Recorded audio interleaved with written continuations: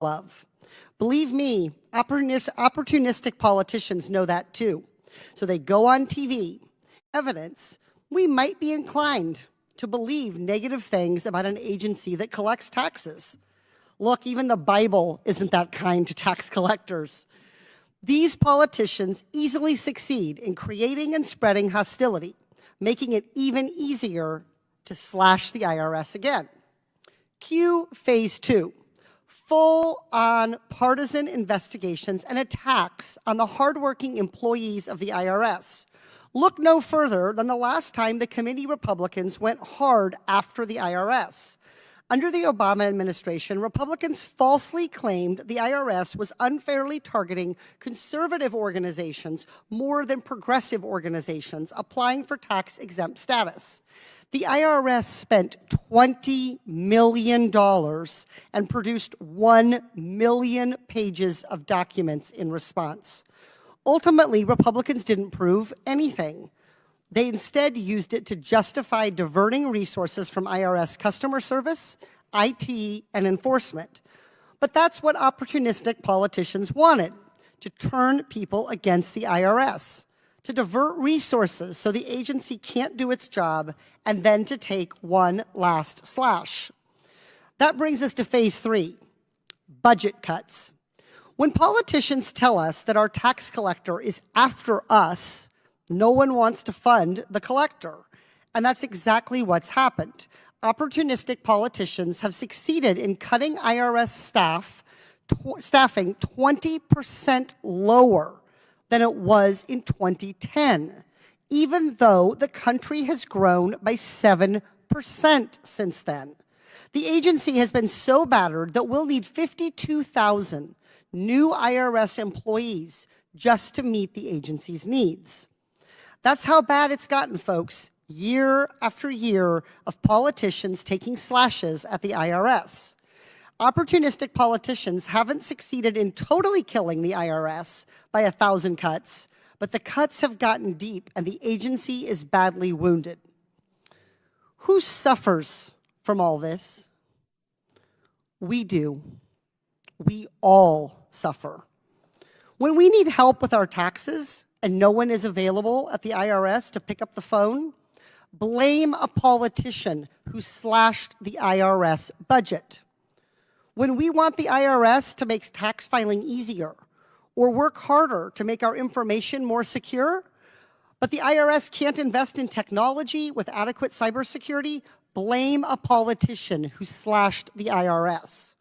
When we pay our fair share of taxes and just want the IRS to make sure billionaires do the same, but they don't have the staff or the resources to do it, blame a politician who slashed the IRS. Our current House Republican majority has too many of these politicians who love to slash government institutions to their breaking points. As we sit in yet another Republican-led hearing to attack the IRS instead of making it work better, other Republicans are off slashing our entire Congress at the same time. They've stopped Congress from doing its work because they haven't been able to elect a Speaker of the House, so we can't pass any legislation.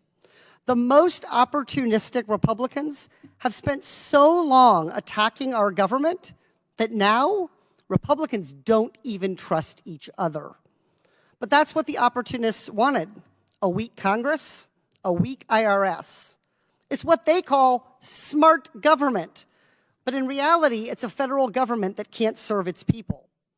Right now, the opportunists are creating that reality, a bipartisan coalition of reasonable members of Congress can stop them. Today, everything that we do and say matters. Before my colleagues whack the IRS, consider that your whack might be one of the thousands of cuts over time that weakens our government and hurts the American people. Instead, we should all use today to determine what the IRS needs to serve the American people and how Congress can be an effective partner. That is, if Republicans ever elect a speaker so we can legislate. I yield back. Thank you. Decades of deliberate understaffing and underfinancing and political attacks that the IRS had grown so unresponsive and ineffective and vulnerable to rip-offs by big corporations and by the wealthiest people. But in the Inflation Reduction Act that we passed last year, unfortunately without any Republican support, the Democrats set about to increase the responsiveness of the IRS, to improve the effectiveness, and to advance equity there.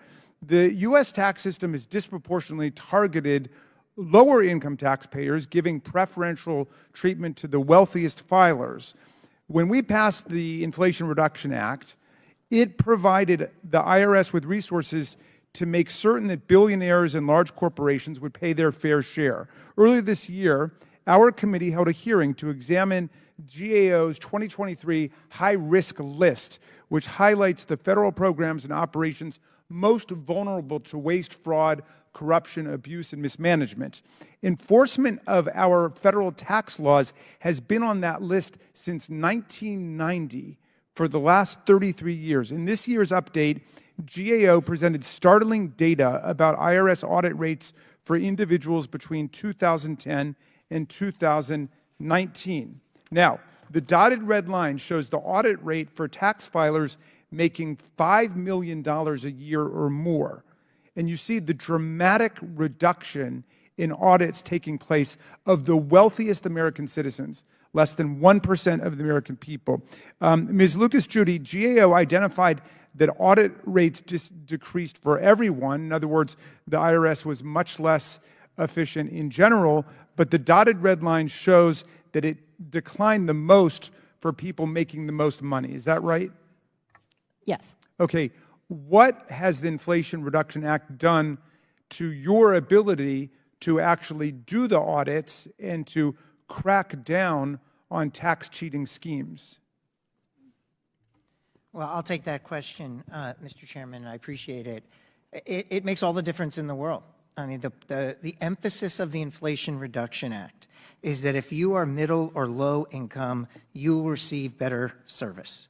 But if you are wealthy or a bad actor of any wealth, you will receive more scrutiny. That is the agenda that we are undertaking under the Inflation Reduction Act. So we're using the funds not to increase audits on middle and low income or small businesses.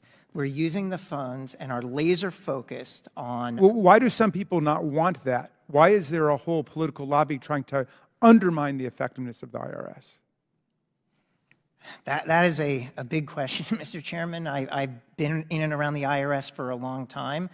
I find that we're often kind of the poster child of government, and when you're debating big government versus small government, we usually enter the argument. But I can tell you this. I've been at the IRS in this role now for 7 months. All I find when I get there are absolutely dedicated, passionate public servants that want to do the right thing.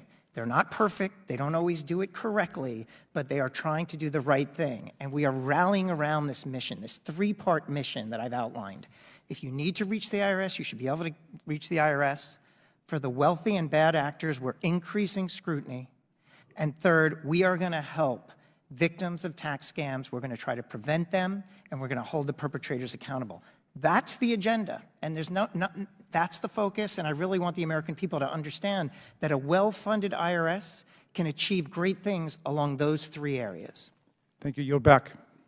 Thank you. The chair now recognizes Mr. Sessions. Madam Chairman, thank you very much, and I appreciate the ranking member for his questions. With that, Calling the hearing, and also Ms. Porter and Mr. Mfume for their thoughtful remarks today. Look, the American people want a tax system that is simpler, fairer, and more responsive. And I wish that we could have hearings on each of those. I mean, just to take a look at simplicity, for example, I've lived in foreign countries where they don't have a multi-billion-dollar business in H&R Block and all of these companies that are trying to help people understand their taxes. And most people's taxes, 90% of the people's taxes could be done in 15 minutes or 20 minutes, which is what it's like in countries around the world. We should be having a hearing about why we have a $10 billion a year plus business in helping people do what the government should be helping them do instead. But what we've got is one more hearing to beat up on the IRS as part of the program to deconstruct the administrative state, as Steve Bannon promised at the beginning of the Trump administration, and we're right in the throes of it. One can only regard with amazement that any member of the Republican Party today would lecture the commissioner of the IRS about efficiency or organization or anything else. Look at what the Republicans are saying about the Republicans today on Capitol Hill as we live through all of the reverberations of the Chaos Caucus. So, the world is burning around us. We're fiddling. We don't have a strategy. That's Representative Steve Womack, Republican from Louisiana.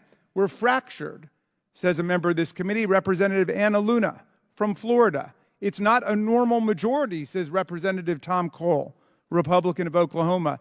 Here's Representative Marjorie Taylor Greene talking about the Republicans. This conference is absolutely broken. Here's Kevin McCarthy, who used to be Speaker before he was deposed by the Republicans. This is embarrassing for the Republican Party. It's embarrassing for the nation. Here's Representative David Joyce from Ohio, who probably sums it up best. We're a party that can't govern. Here's Representative Troy Niels from Texas. We're a broken conference. Representative Tom Emmer said if it were a family, quote, we'd be the most dysfunctional family on the face of the planet. Here's Representative Austin Scott, who ran briefly for Speaker in the speakership sweepstakes taking place right now. It makes us look like a bunch of idiots. And Representative Mark Alford from Michigan, another Republican, we are a ship that doesn't have a rudder right now. So it would be great if we could actually get a Speaker of the House and a functioning House of Representatives so we could deal with these issues. Now, the implementation of the IRA shows that providing adequate resources to the IRS dramatically improves services to our people and the effectiveness of the overall mission. In the 2023 filing season, IRA investments allowed the IRS to create and adopt digital tools to process tax returns more efficiently. The agency greatly improved in-person service, service over the telephone, and online customer service. But we know a lot more needs to be done. I have a constituent who came in to see us in August. He and his wife had filed their taxes in April. They got their refund from the state of Maryland in 2 weeks. After 5 months and multiple attempts to get the IRS to send their tax refund, they still couldn't get it. They reached out to my office in desperation, and we were able to work with the taxpayer advocate to make it happen. But nobody should have to go through that experience of bureaucratic lethargy and frustration like that. But we know that you're making improvements. It's moving in the right direction, but you're writing against a background of decades of deliberate underinvestment. Well, the IRA is also making an administration of the tax system more equitable. You're hiring experts who can audit and enforce tax laws against big corporations and ultra-wealthy filers who've been able to get away with a lot before that. Commissioner Werfel, how has the IRA allowed IRS to crack down on tax cheats? Is the investment the American people have made paying off in terms of the money we're getting back? It is, Ranking Member Raskin, it absolutely is. And we are putting the money to work today to take a variety of different steps. We're increasing the number of audits on our largest corporations using analytics that we've invested in to make sure that we select the right corporations that are the highest risk of shielding income inappropriately. We've increased the number of audits on complex partnerships, something that GAO has pointed out, how anemic our partnership audit rate is. And again, we're using invested new tools and analytics to make sure that we're understanding the types of trends necessary to know where those complex partnerships are that are actually evading taxes, so we improve the efficiency of our audit. And as mentioned earlier, we've launched an effort to get back taxes from millionaires and billionaires. And we've identified 1,600 high priority targets, if you will, of millionaires and billionaires. And we've already collected in the early months over $100 million in back taxes. All of that is IRA money being put to work. And as you mentioned, on the services side, we have a lot of work to do. Building block by building block, we are making changes to our services to make that story that you told a thing of the past. Thank you very much. I yield back, Madam Chair. Thank you. The chair now recognizes the gentleman from Alabama, Mr. Palmer. I know you keep talking about going after millionaires and And I thank our witnesses for being here today. Commissioner Werfel, can you explain what the applicable federal rate, or AFR, is? I think you're referring to the overall tax rate for the public, if I understand correctly. Well, the applicable federal rate, as I understand it, it's a minimum interest rate that the Internal Revenue Service allows for private loans. Is that correct? I believe you're correct, ma'am. Okay. So if someone gave his or her family member, including a brother, a loan, would that person have to charge an interest rate equal to or higher than the current AFR? I don't believe they would have to charge an interest rate. But again, if you're going to walk me into a hypothetical, I'd want to make sure that I'm getting it right and consult with my team. But I don't think they're required to provide an interest rate. It depends on whether they're going to treat it as a gift or a loan, and there's a lot of implications there. Well, then I have a follow-up. If a rate less than, it's my understanding that there is an AFR and that it is to be charged. But if the rate is less than the AFR, so if it's somebody gives you a loan and they don't charge you an interest rate, then the loan is technically a gift, which carries certain tax implications. Is that correct? Yes. Yeah. You answered Sorry, yes. yes. Okay. So if someone gave his or her family member a personal loan of, say, $200,000, but an interest rate equal to or higher than the AFR at the time was not charged, would that loan then be considered a taxable gift? Again, you're getting into a hypothetical where I'd want to know a lot of other facts and have kind of expert accountants with me advising. So I think it's dangerous for me to say yes or no unequivocally on a fact pattern where I'd probably need a lot more information. There might be other countervailing factors in play that would impact the... Well, now what kind of countervailing factors would you hypothesize? Well, I mean, I'm not sure where you're going with your fact pattern. I don't know. Well, let's just. I'm just trying whether to there's someone that's been deceased, the timing of this issue. Yeah, I'm just trying to determine if this loan does not have interest charged to it, then would that be considered a taxable gift? And other factors may come into play, but is it a taxable gift? I don't know the amount. For example, there is a Well, I used $200,000. okay, fair enough. Again, at risk of walking through a hypothetical where I don't know the facts, as a general matter, yes, there's a tax. You're describing a situation that may have a taxable event. Okay, great. Glad we were able to establish that. So, next, the so-called Inflation Reduction Act gave the IRS an additional $80 billion in funding, and you've been talking about that. I think we can all agree that that's an incredible amount of money, right? That's a lot of money, isn't it? It is. Even in today's day, way of judging money. So even after Congress trimmed this amount down to nearly $60 billion in the Fiscal Responsibility Act, how many new agents does the IRS plan to hire? Your mic's not on. We're hiring not just agents, we're hiring customer service reps, accountants, agents.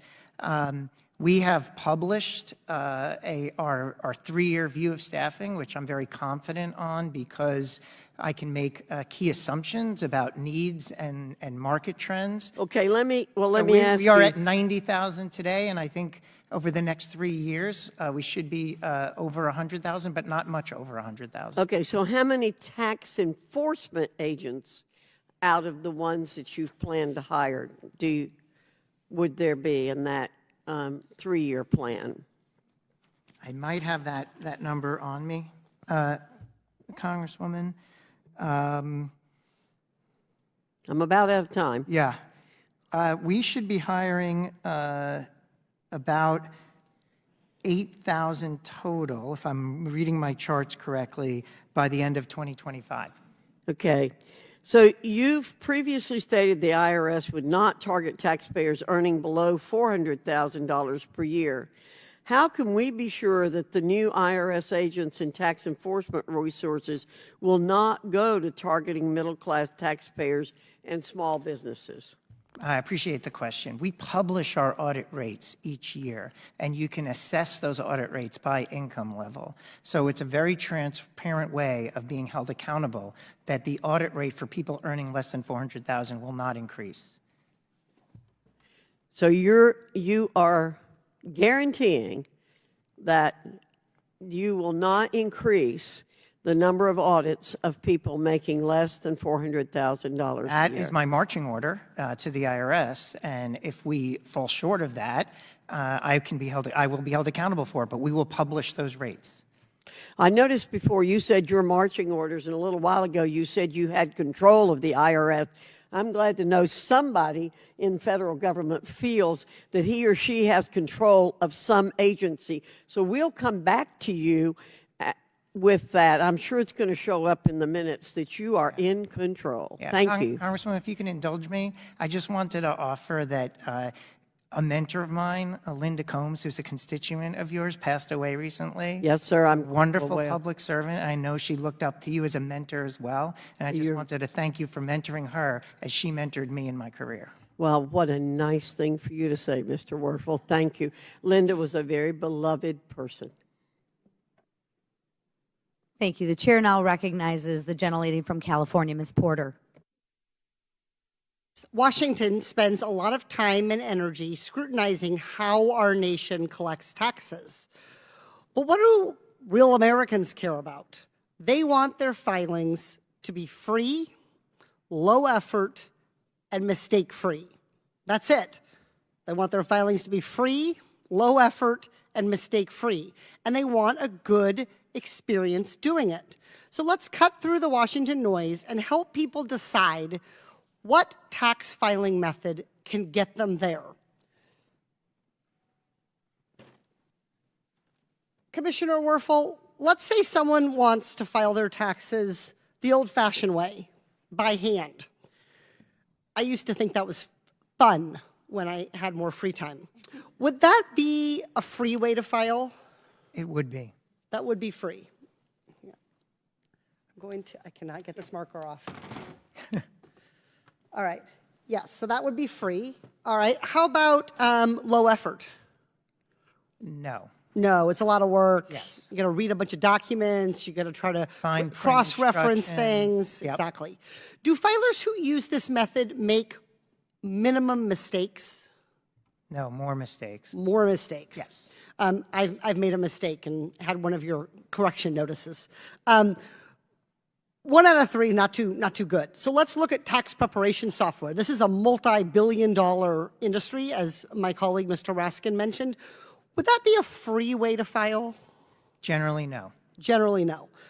They sell you a lot of things along the way, audit defense and, these different programs and the extra help that you can get. So that The usually software costs money. itself costs money. Yeah, it all costs money. Does that method involve low effort? Depends, but it can. Yeah, I think usually Easier. Easier. All right, so let's put a box there. And how about filers' mistake levels? How are mistakes using taxpayer prep? Fewer mistakes, because the software catches your mistakes in real time. Yep. All right, let's look at accountants. Is that free? Definitely not. Definitely not. All right, does that involve low effort? It's a higher effort for the accountant, but low effort for the taxpayer. Low effort for the taxpayer. We all hear the stories about people dropping off shoe boxes full of paperwork. Do they make minimum mistakes? They do, although I'd love to talk to you about holding them more accountable for some of the things they do, but they do make fewer mistakes. I would like to talk to you about that too, and I noticed that in your testimony, so I'll be following up. All right, but generally fewer mistakes. All right, and let's look at IRS direct file. This is a new option that you're rolling out in 2024, a pilot program, correct? Correct. Will this be free? Yes. Yes. Will this require a minimum amount of effort? Yes. Will it have the benefits of eliminating common mistakes? Yes, because we're going to follow the same structure as the tax prep softwares and catch mistakes in midstream. All right, 3 for 3. That's what I'm talking about. And so I'm glad that some Americans are going to have this option the next time they file. But Commissioner Werfel, why is this just now becoming an option for taxpayers? Well, it's, there's a long story here where we have tried a variety of different ways to get free electronic filing for eligible citizens. We have something called the Free File Alliance. It has had mixed results over the years where some of the software providers have offered free solutions. But Congress, in its wisdom, in the Inflation Reduction Act, said to the IRS, you need to study a direct solution. And, frankly, I think it aligns with our mission to offer taxpayers more options. I think it's absolutely important as you walk me through these questions that all of these still should be options for taxpayers. If they want to do it by hand, if they want to hire a tax prep software, if they want to go with an accountant, but should they also have the option to file direct with the IRS? They don't have to if they don't want to, but should they have the option? You can make the case that a high-functioning tax administration agency would offer that option. All right, and it's the one with the best of the criteria we identified. It's the winner chicken dinner here. It looks like the best thing. Who could possibly oppose the IRS doing its job this effectively and making it free and streamlined and lowering the effort for people to pay their taxes? Who's on the other side against this? I think there's a concern that if we issue a direct file solution, it will be disruptive to the software industry. Disruptive to the software industry? You mean these industries right here that are making billions of dollars off taxpayers to simply assist taxpayers in doing something that they should be able to do by working directly with our government? That's the concern that I've heard expressed, yes. Does the IRS have any profit incentive? No. Do tax prep software companies have a profit incentive? Yes. Do accountants have a profit incentive? Yes. The only interest the IRS has is in providing an option that is free and easy and reduces mistakes for people to be able to file their taxes. So now lawmakers have a choice. We can support and invest in the IRS, whose mission is to do right by the taxpayers and who we can hold accountable for delivering a free, low-cost, mistake-free option. Or we can stand with special interests who want to see an underperforming IRS so that they can profit to the tunes of billions of dollars off taxpayers. I know where I stand, and I yield back. Thank you. The chair now recognizes the gentleman from Minnesota, Mr. Grothman. Representative Connolly left off. Out of curiosity, do either one of you know the definition of insanity?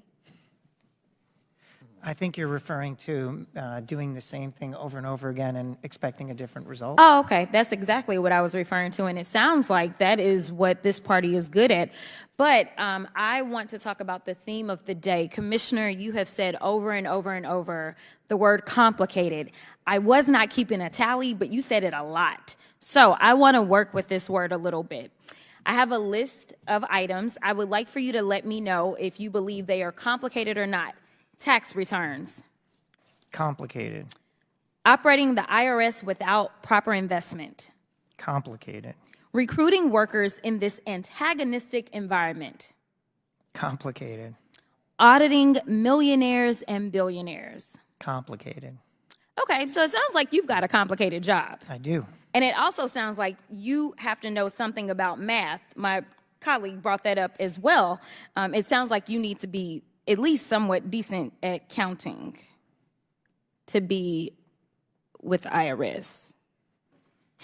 Yes? Yes. You'd agree? Okay. I agree. It's so weird because my colleagues on the other side of the aisle wanted to call this hearing. This is not our first, it's not our second. I've actually lost count myself of how many IRS hearings we're having, and they seemingly feel like they can fix your very complicated issues. But somehow they aren't good at simple math that would get them to a speaker, right. So we've been 3 weeks without one. Let me ask you another question that may be another one of these when the math ain't math in situations. There was a looming government shutdown a few weeks ago. And interestingly enough, when I do the math, approximately a little bit more than 60% of the people that sit on this committee actually voted to shut us down. Now, out of curiosity, for everyone that claims to care about their constituents, do you think it's easier or more difficult to operate as the IRS when, say, there's a shutdown? It is very disruptive to our operations. Very disruptive. Let me give you another number that is very concerning to me. That number is 24. 24 represents the number of days that we have before the continuing resolution that 60% of, and when I say my colleagues, I'm talking about across the aisle, not on this side. We were about at 100%. Actually, we were 100% on this committee that voted to make sure that the government did not shut down. But if in 24 days we don't have a speaker because they can't figure out their math, and we shut down, is that going to help you answer more phone calls or less phone calls? A lot less. Oh, okay. All right. So it sounds like we have a lot of performative politics that is taking place, because yet another number that was mentioned, and I believe you brought this number up, was $540 billion. You also talked about appropriations, and you talked about the fact, and I want to be clear about this $540 billion. This $540 billion is a net number, correct? This is not a net zero, like it's going to cost $540 to go get it, and that's how much we're going to get. We're talking about netting $540 billion, correct? $540 billion. I would say we're on track under current course and speed to get about 70 back, so our hope is we'll be at 470. But yeah, it's $470 billion, which is what's owed versus what's paid. Okay, very good.